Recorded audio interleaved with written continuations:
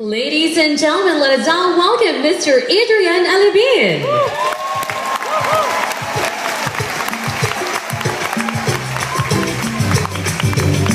Hey! Good afternoon, Royal! Good afternoon po sa inyong lahat! Parang hindi ko po kayo marinig. Good afternoon po! Ay, nako, grabe. Fire music. Maraming salamat po sa inyong palakpak at sana na-inspire po kayo sa napanood nyo. Na-inspire po ba kayo? Maganda po ba yung pelikula ko? Nakakaiyak po sa totoo lang mga kaibigan. Nandun po ako kanina, nanonood din po ako. Sobrang ibang klase po yung nagawa talaga ng Royal. Pwede po ba palakpakan nyo ng malakas si Royal?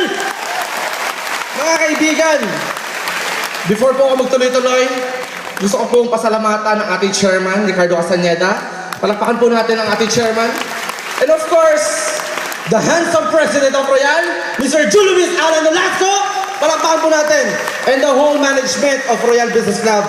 Maraming salamat po sa inyong lahat. And ladies and gentlemen, of course, wala po ako dito sa Royal, kaibigan, kung wala po yung dalawang tao na nag-imbita at nagtyaga sa akin sa Royal. Palakpakan po natin ang mga uplines ko. Raquel and Cheche Espaldon! And of course, mga kaibigan, sa Dream Team Corp, of course, and sa lahat ng leaders na meron po ko. Palakpakan po natin ang buong grupo ng Spartans!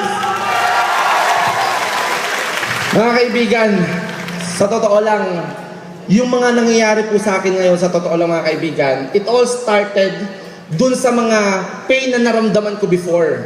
Mga kaibigan, sa totoo lang, ako po yung tipong taong wala talaga. Dati. Kaya nga naiiyak ako sa mga napanood ko kanina. It's all because of, grabe po yung narating ko. Imagine nyo kaibigan, I've been doing the business for like 3.5 years. Tapos ito na yung nangyari sa akin. And sa totoo lang mga kaibigan, iniisip ko lang noon, nung nag-start po ako, yung buhay ko before.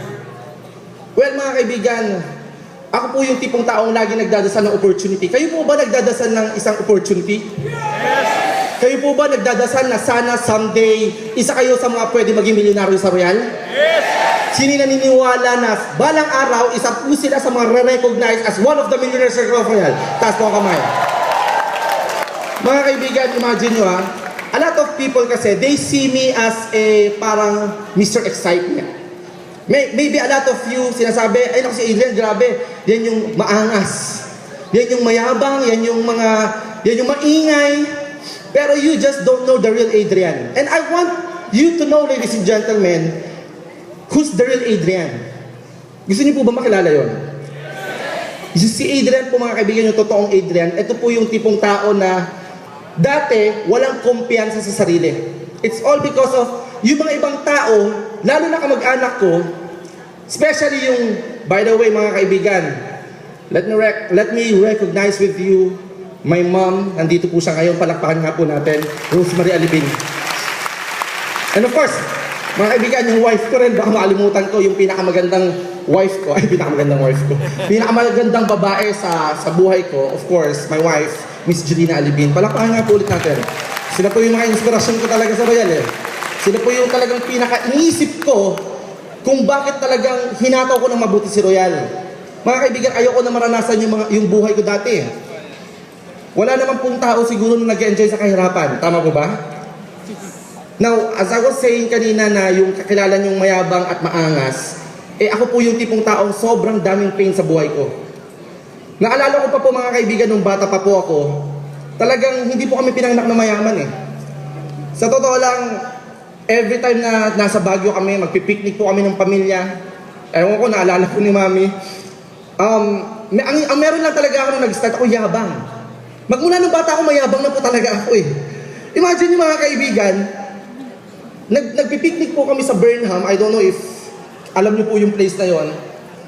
Kami pong pamilya, wala po talaga kaming pang-picnic, kaya bumili na lang po kami ng sardinas. Alam niyo po yung sardinas? 555 sardinas, mga kaibigan. Pero, nung kakain na po kami, ang sinasabi ko, Mami talaga tawag ko. Magmula nung bata na ako. Kasi kahit na mahirap kami, pero Mami pa rin ang tawag ko. Mami, pakiabot nga yung lechon dyan. lechon, pero ang pagkain talaga namin, alam mo yung sardinas lang. Alam mo yung mga kaibigan, yung angas at yabang ko, parang tinatakpan ko na lang.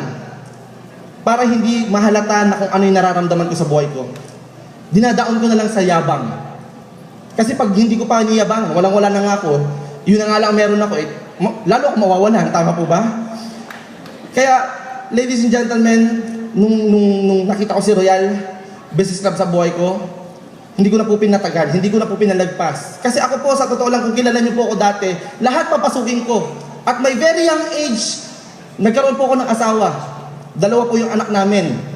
I was 18 years old when we got married.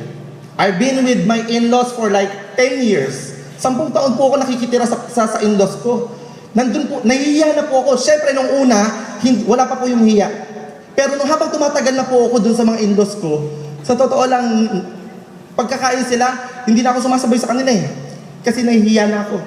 Hindi nga nila ako pinapansin na eh. Hindi ko rin sila pinapansin. Tama. Hindi nila ako pinapansin. Di mo nang pansinan. O mauna na kayo kumain. Pagkatapos yung kumain, ako naman kakain. Pero mga kaibigan, dinadaan ko na lang sa joke lahat. Pero deep inside, sobrang sakit sa loob ko. Na wala akong maibigay or alam mo yung mai-share man lang, maiambag man lang dun sa mga in-laws ko. Nakikitira na nga lang ako, wala pa akong maiambag. So ako po, talagang nag-strive ako, naghanap ako ng mga kung ano-anong mga pagkakakitaan. Kahit naman sino po, di ba? Kung gusto mo talagang kumita, talagang maghahanap ka. Hahanapin mo lang naman eh.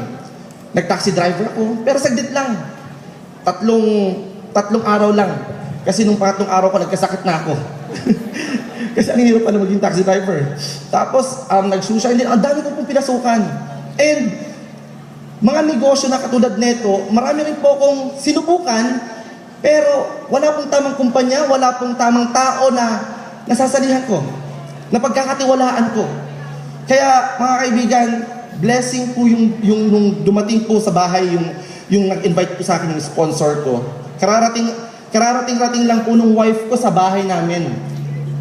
Kararating niya, sabi niya, may bisita daw ako galing Manila. Ang pangalan daw, Raquel Espaldon.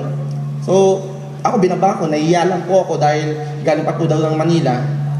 And ang nakakatuwa mga kaibigan, hindi ko pinapansin yung sinasabi po sa akin ni Miss Raquel Espaldon, yung upline ko.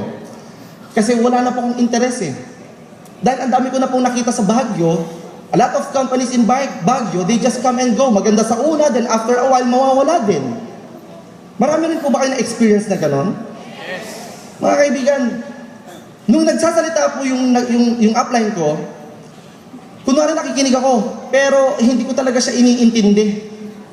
Kumbaga, come what may, kung ano yung gusto niya, kung ano yung mga pwede mangyari sa akin nung araw na yun, kung maganda yung mangyari, pwede. Pero wala. I mean, ang point ko mga kaibigan, wala pong clear direction ang buhay ko. Kumbaga, wala akong kumpiyansa sa sarili, wala pa akong direksyon na pupuntahan. Basta importante, kumita ako ng konti para at least kahit papano, meron akong panggastos-gastos sa pang-araw-araw. Now, ladies and gentlemen, dumating si Royal, nahirapan ako, which is very normal po sa negosyo na ginagawa natin. Pero ako mga kaibigan, just to tell you honestly, nung naramdaman ko na si Royal sa buhay ko, na-inject na yung sistema ni Royal sa sistema ko, mga kaibigan, sa totoo lang, never ko pong naisip sa sarili ko na mag-give up. Never kong naisip sa sarili ko na huminto. Bakit? Kaibigan, ang dami ko nang naranasang hirap eh. Ngayon pa ba ako hihinto? Nakita ko na yung tamang kumpanya. Tama po ba? Ngayon pa ba ako hihinto? Kitang-kita ko na ito yung tamang kumpanya. Pwede ko makuha yung mga pangarap ko. Tama po ba yun? Mga kaibigan, yung mami ko nag-iisa na lang. Hindi ako sanay ng ganito.